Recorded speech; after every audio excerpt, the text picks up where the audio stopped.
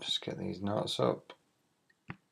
Okay, so first of all, thank you for taking the time out this evening to listen to what I've got to say in terms of weight loss, and hopefully the information that I give you tonight will go a long way into helping you make better decisions with your food and with your exercise, and all things lifestyle basically, to help you start to look and feel better. So I won't spend too much time talking about myself. A little bit of background history.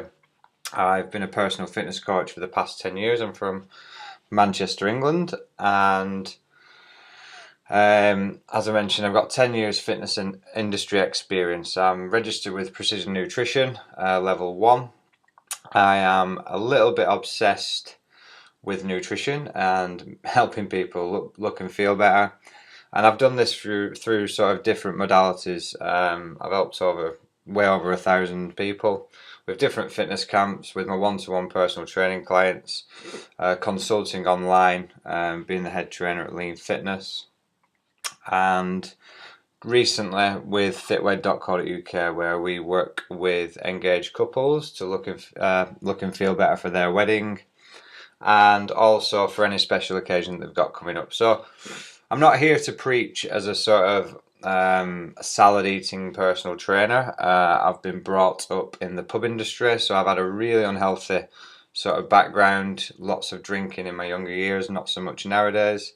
I've made lots of mistakes from a nutrition point of view on myself, so I've tried all the bad diets you can ever think of, all the crappy nutrition plans, all the shabby workout plans. So I sort of know what doesn't work. So I'm here to share with you my experiences and what I find works well, particularly with the people that I deal with on a day-to-day basis. Okay. So I'm not here to preach, as I mentioned before. These are some results that I've got. Some of the people on this webinar will have worked with me in some fashion before, whether that be one-to-one. I know Helen's on the call. Helen's worked with me in the past on a one-to-one basis, so she'll be familiar with some of my sort of methods and ways, although they do sort of evolve every single few months. So I'm not here to show you the best way. It's just the best way that I know currently, and I'm open-minded with all things nutrition and training wise.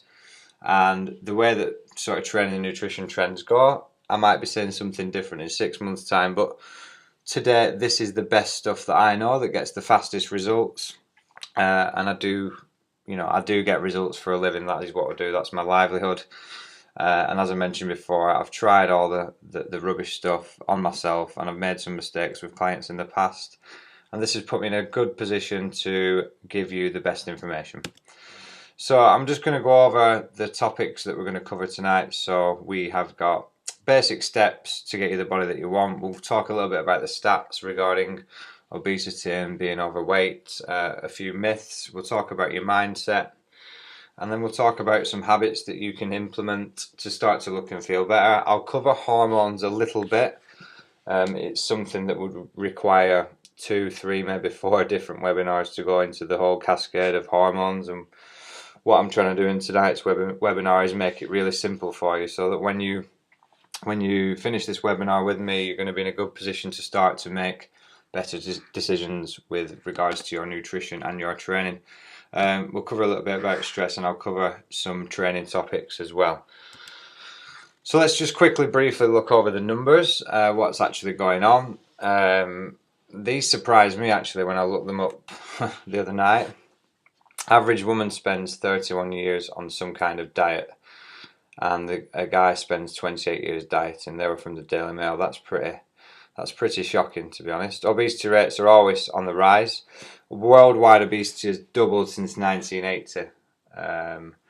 So more than 600 million adults were proclaimed obese, and nearly 2 billion were overweight. And then some more stats there. Gastric bypass surgery up 530% in 6 years.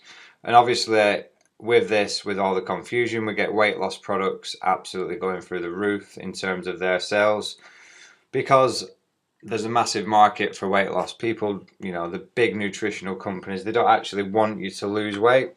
They want you to fail from time to time so that you're constantly on a diet and you're constantly searching for these solutions. So that's just a little bit about the stats and what's going on. So despite everything that we've got in terms of information, through social media, through books, through television, the newspapers, we've got all these different methods that people talk about: low carbohydrate, low fat, low calorie, no eating after 6. There's different fasting modalities, more recently the 5-2 diet, carb cycling, ketogenic diets which focus predominantly on fat and very, very little carbohydrate, similar with Atkins. Then we've got obviously the Weight Watchers, Slimming World.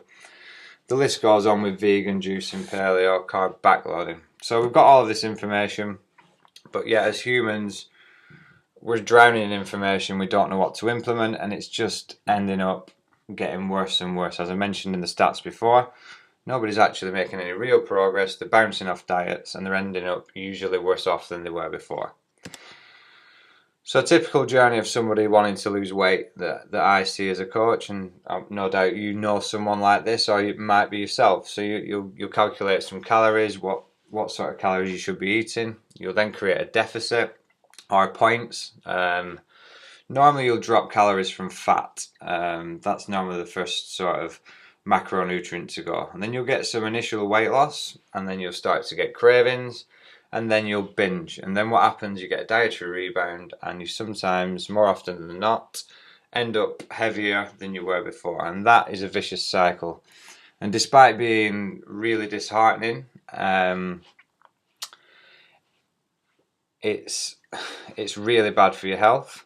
Really bad for your health. And from a digestive point of view and a hormonal point of view, it's terrible. And this goes on and on and on. As I mentioned in the stats before, the average female gets on around 31 diets in their lifetime. And it isn't people's fault.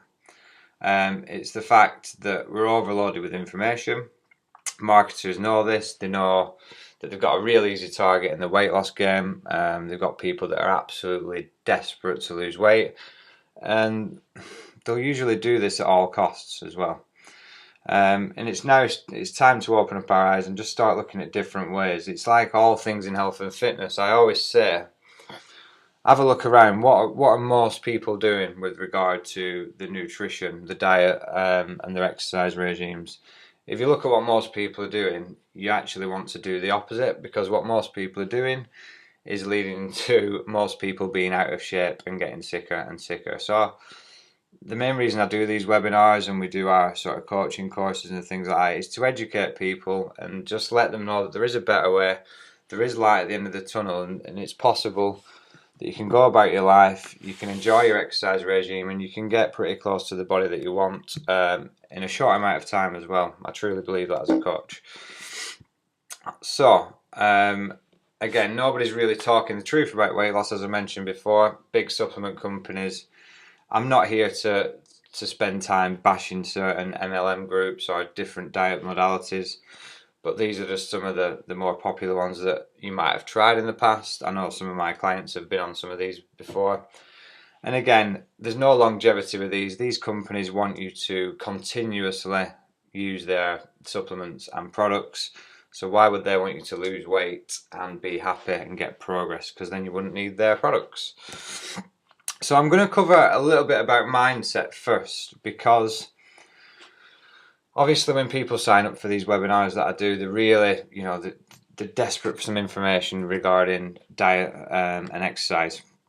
But unless the mindset's in the right place first and foremost, then the nutrition and training doesn't really matter, because if your mindset's not in the right place, you're always going to go back to where you were, in my opinion. And when we work with our coaching clients, mindset is the first thing that we always touch on. So it all comes down to, how do you see yourself? Do you have any limiting beliefs? You might see yourself as somebody that cannot get into the shape they want. You might see yourself as a fat person.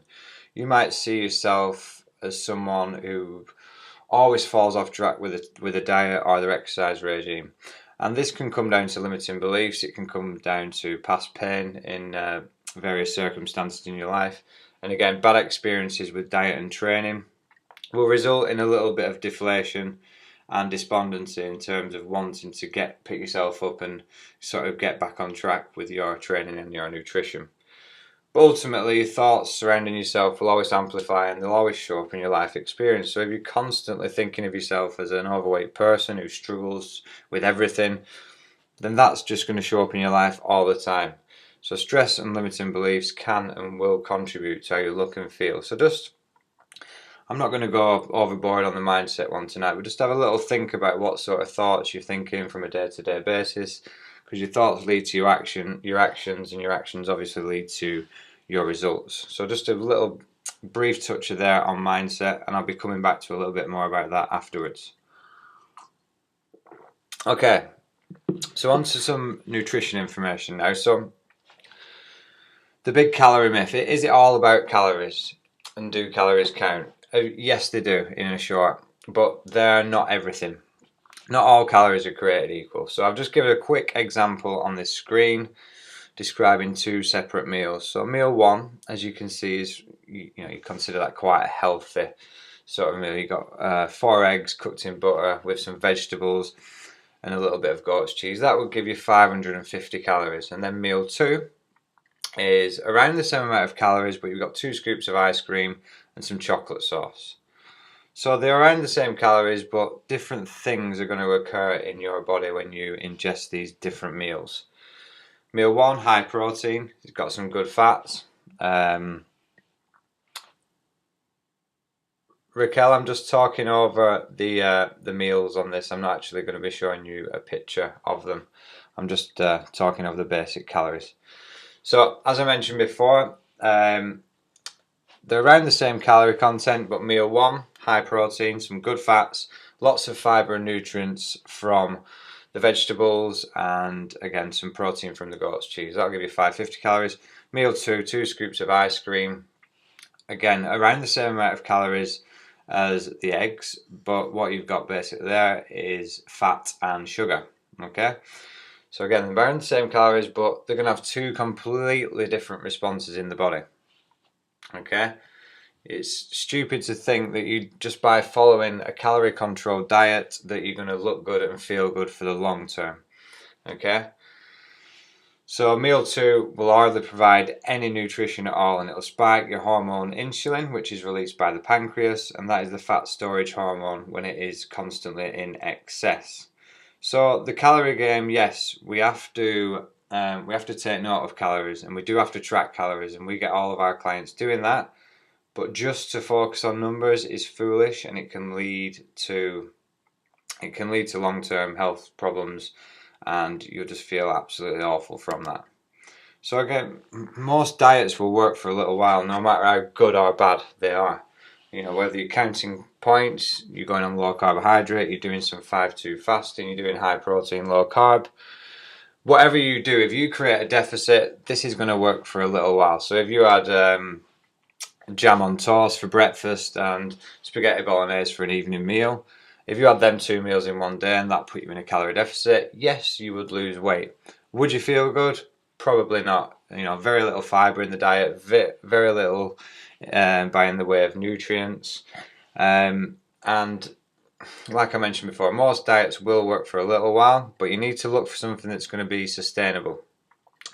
So the body is it's a very adaptive organism. Low calorie diets can absolutely wreck your metabolism. I've worked with females in the past that have been on 800 calories per day and training 5 times a week, doing tons and tons of cardio.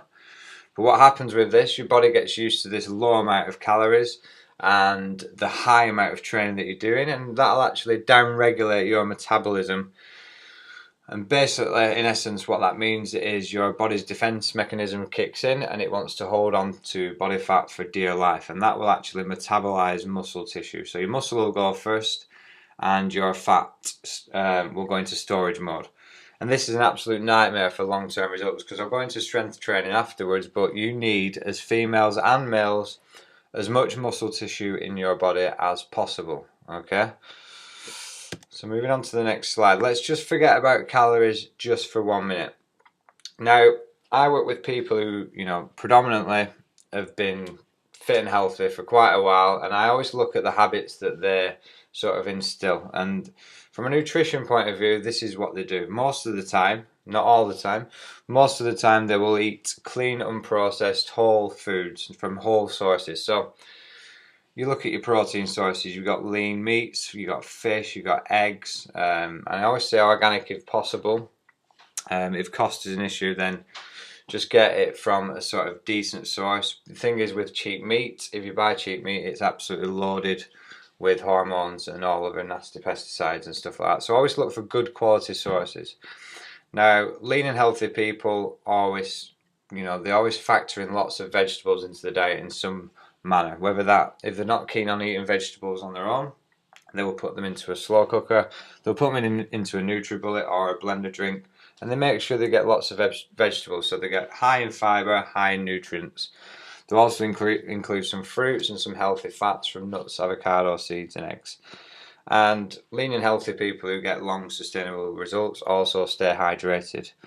If you don't stay hydrated, you're not going to drop any significant amount of body fat. Your body will not give up body fat in a dehydrated state. So as a base sort of number, we go for 1 litre per 25 kilograms of body weight. So forgetting about calories for a minute, that is the general pattern of people who have a huge success with their goals from a nutrition and exercise point of view, who are really confident in how they look and how they feel. They adopt these sort of habits.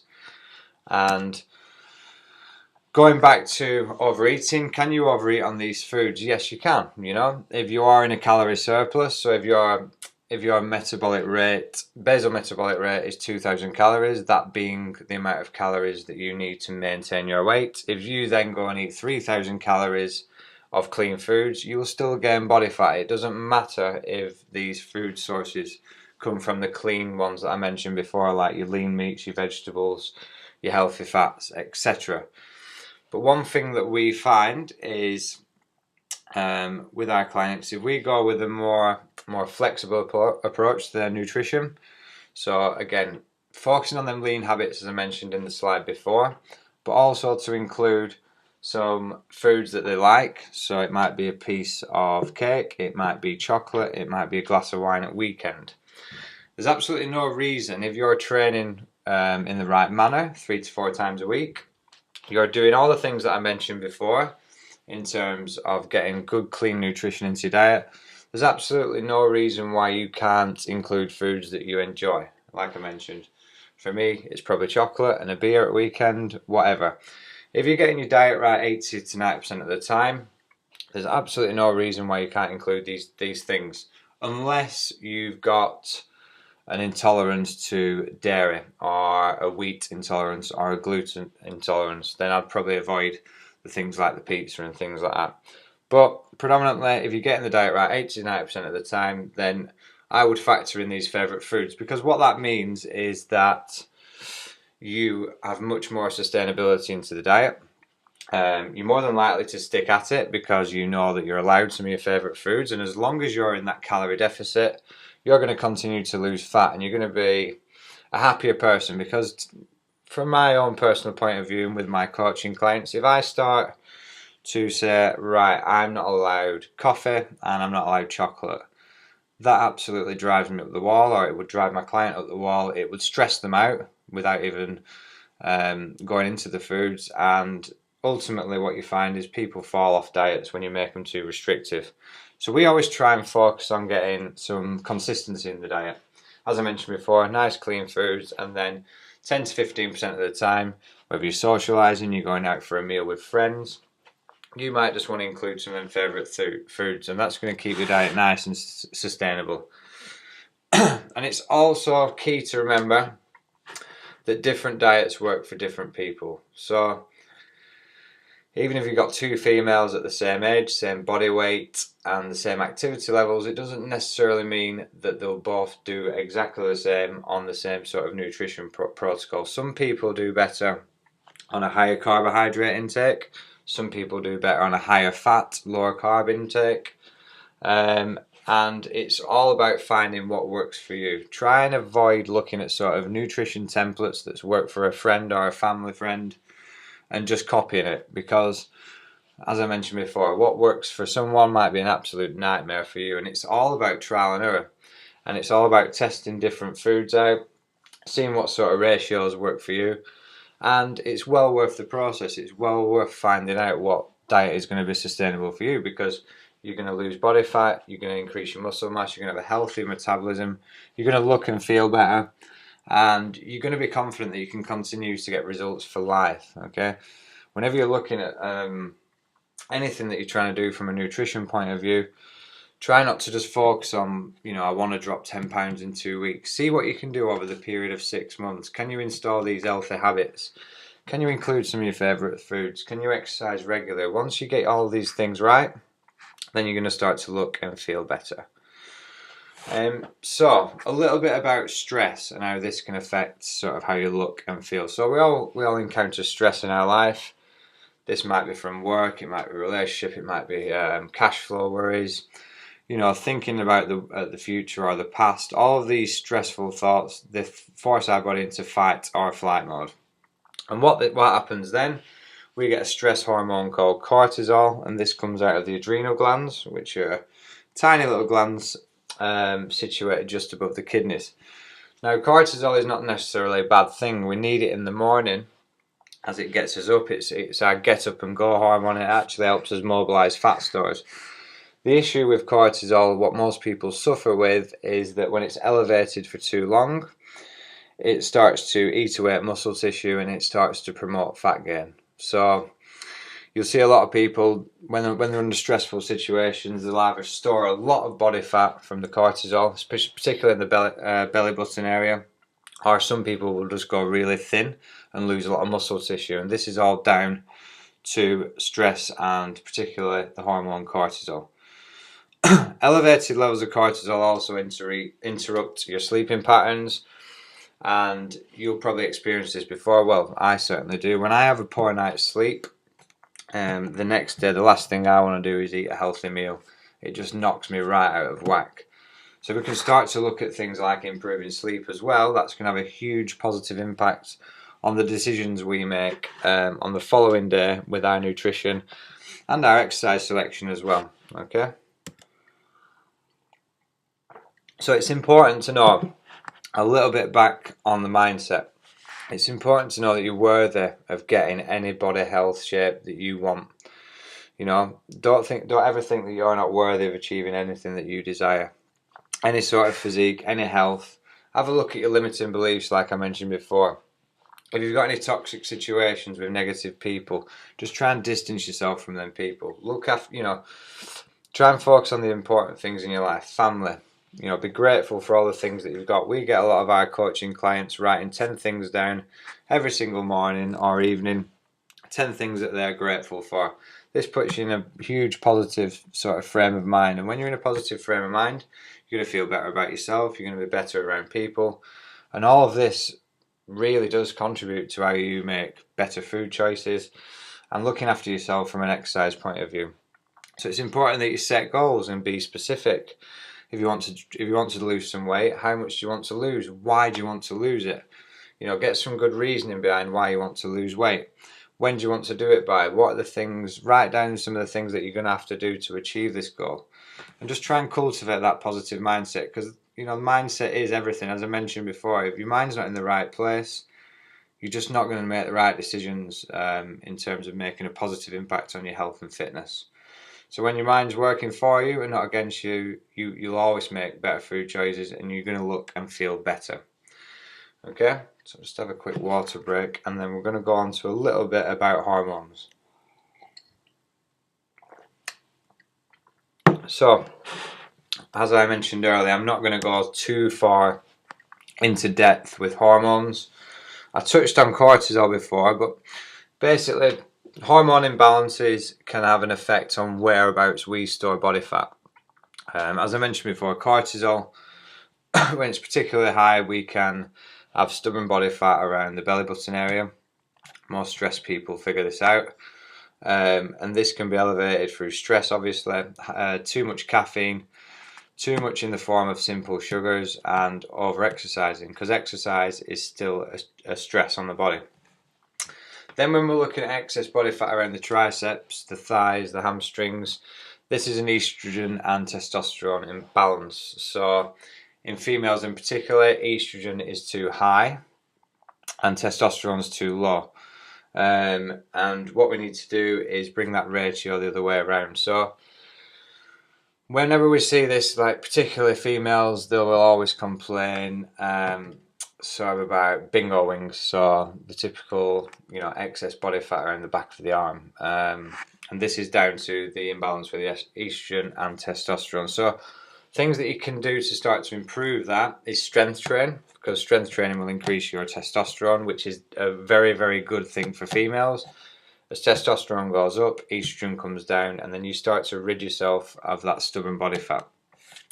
So watching your caffeine intake, watching your sugar intake. Some people do well if they completely remove cow's milk. They see a significant improvement in the back of their arms with that. And then it's all about getting some leafy greens into the diet, so like broccoli, cauliflower. And if you're not keen on these kind of vegetables, there are some supplements out there that will help, and I'll put these on the follow-up email after this webinar. Supplements that can help are zinc and magnesium and a greens drink, and again I'll follow that up with some links where you can get them from. Under the armpit and the back, so if we see typical back fat, this can be related to the thyroid hormone, and that's the master hormone for your metabolism. And again, things that can help with this are lots of leafy greens, and it all comes down, there's a bit of a pattern here, just reducing the processed sugar and alcohol. And some supplements are beneficial with thyroid as well, and I'll stick them on the notes. The back of the shoulder blades, again, this is down to insulin, which is our storage hormone. And again, these are all due to elevated levels of sugar in the diet and alcohol. So what we can do from a hormonal point of view is focus, as I mentioned before, on them lean habits, good nutrition, cleaner unprocessed food, looking at reducing our stress. And that can be done through various ways: setting goals, doing meditation, examining our limiting beliefs, and seeing where our mindset is at. And if you do this in combination with a good strength training program, then you're going to start to see pretty good results in just a few weeks. No issue with that at all. So as I'm going back to the stressful situation before, we would try and remove the stressors that we are in control of. That's with our mindset, etc. Then we can focus on, we can focus on our mindset, and we can focus on what we're putting into our bodies. Just going over a couple of myths now, guys, that you might have been told, you might have heard, certainly in the mainstream media. And I'll go over the topic of fat briefly. And that is that fat makes you fat. And that is not true at all. As I mentioned before, what makes people fat is high levels of stress. High levels of stress lead to an increase in calories, and an increase in calories will make you fat. There's no two ways about it, but it's foolish to believe that one macronutrient, fat in this case, will actually contribute and make you fat. That's absolutely not true. Fats, when consumed in moderation, are absolutely crucial, especially for females and hormonal production. Low-fat diets usually result in brittle cells. Okay, higher fat diets means toxins can come in, nutrients can come into the cells, and toxins can get eliminated out of the cells very, very easily. So hormones are synthesized from cholesterol. So when you see a lot of people on egg whites and stuff like that, it makes me really cringe. So low fat diets, as I mentioned before, it can result in brittle cells, accelerate aging, and it can come down into hormonal disruption as well. So don't make fat the enemy on this one. Focus on them whole unprocessed foods. Track your calories, but certainly do not remove fat from your diet. On to the next myth. This is one that I still have to answer on a daily basis, I think, probably twice a day sometimes, is that lifting weights will make you bulky. As I mentioned before, what contributes to bulking women up and making people fatter is stress. Stress leads to a diet high in sugar and processed foods. Strength training, in effect, what we're looking to do when we strength train is increase muscle mass, whether that be men or female. If we have less body fat, we have a higher resting metabolic rate. This means we can eat more food and we have a much leaner and toned appearance.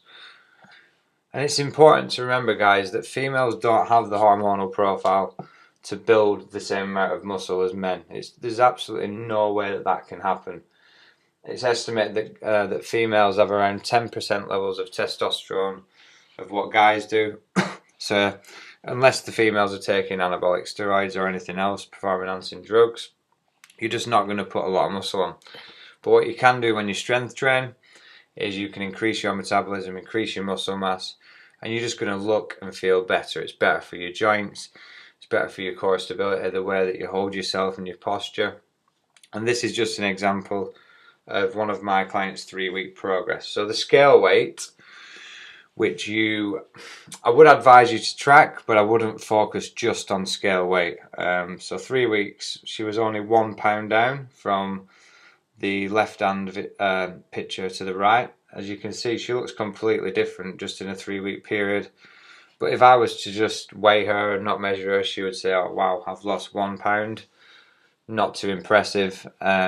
But she was a dress size down in 3 weeks. In fact, it was just under 3 weeks. She went a dress size down and she lost around 16 inches off her waist, hips, arms, etc.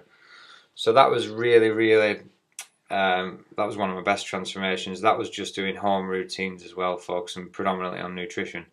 And she was exercising less than 3 hours a week. So when people come to me and say that they haven't got the time to train, it's normally not true. Anyone can find 3 45-minute sessions a week to start to look and feel better and get the body that they want. A quick note on training now. So as you can see, I didn't start talking about exercise first.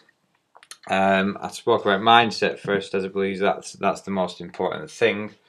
And then obviously mindset affects your nutrition, and then we move on to training, because it's pointless training. You know, I know people who used to train 5, 6 times a week, but then didn't watch the nutrition, and they wonder why they're not getting results. You simply, I get tired of saying it, but you cannot out-train a really bad diet. If you're in a calorie excess most of the time, it doesn't matter how much you train, how much you exercise, you're only going to get a certain amount of results and then you're going to plateau.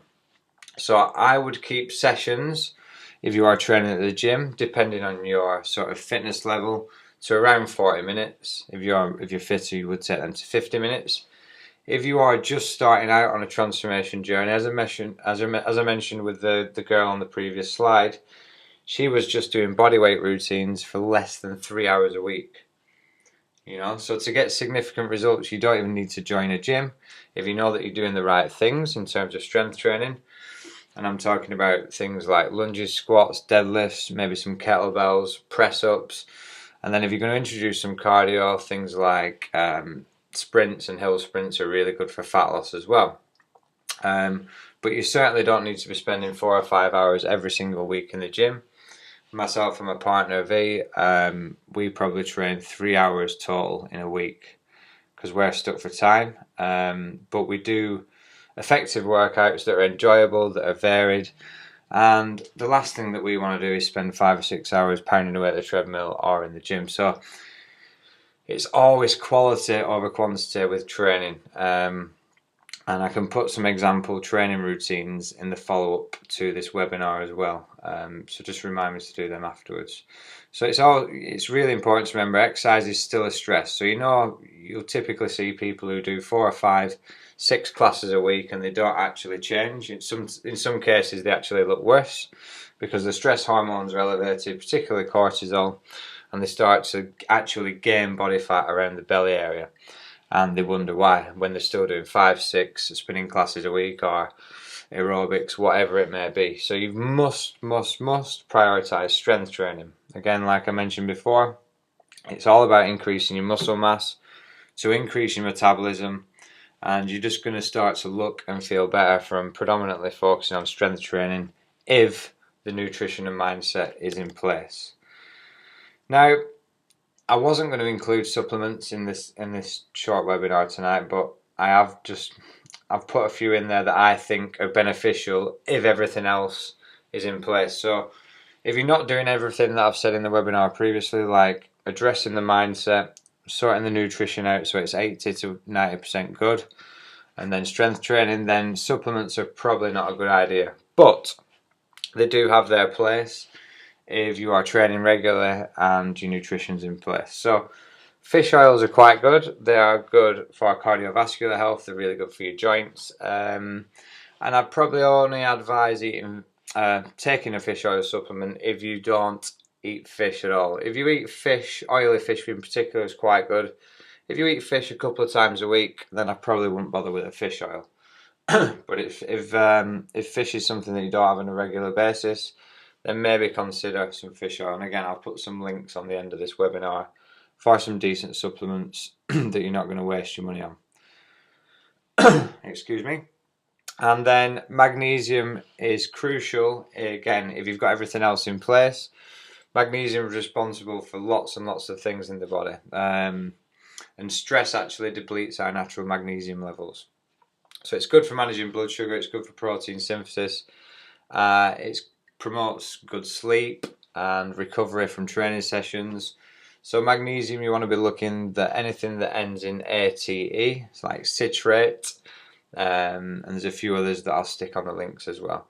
A greens drink is quite beneficial. We use it with clients if they really struggle to get sort of dark leafy green vegetables in, especially if you've got them estrogen imbalances. So if they struggle to eat things like broccoli and cauliflower and kale, and there's absolutely no way we can get them into the diet, then there are some good greens drinks out there that are actually, they used to be terrible to taste, but they're actually quite palatable now. So again, I'll stick a link on them, and then I would have a probiotic in there. So with all the processed food out there and the chemicals in various food sources, this is really damaging to our internal gut flora. Okay, and what we need to do is elevate our good bacteria. That's going to mean for better nutrient absorption, which means we absorb more vitamins and minerals from the foods that we eat, and it's just better for general gut health, and it also helps with reducing bloating as well. So probiotics are a pretty good supplement to have in there as well. So again, like I mentioned before, I will post some recommended supplement links on the follow-up email to this, and you can get them probably from Amazon. They're going to be your best bet. So what are we on now? So I've covered quite a lot of things initially. We've just gone past 40 minutes, but I actually think there's more steps to take, and there's going to be more webinars. I'll probably do a bit more in depth about training modalities and a bit more about hormones. But I'm just going to tell you a little bit about our next 4-week course that we are doing. It's more of an educational course that we're doing. It's an online transformation program which we've been getting some fantastic results in the past few months. So that starts on Monday the 30th of March, and basically you'll be working with myself and my fiance, and you'll be coached with us over a 4-week period. It's for 20 people only, and it's more of an educational process. So after the 4 weeks, yes, you'll have got some amazing results, but more importantly, you will have the knowledge to then push on and then start getting results for the rest of your life.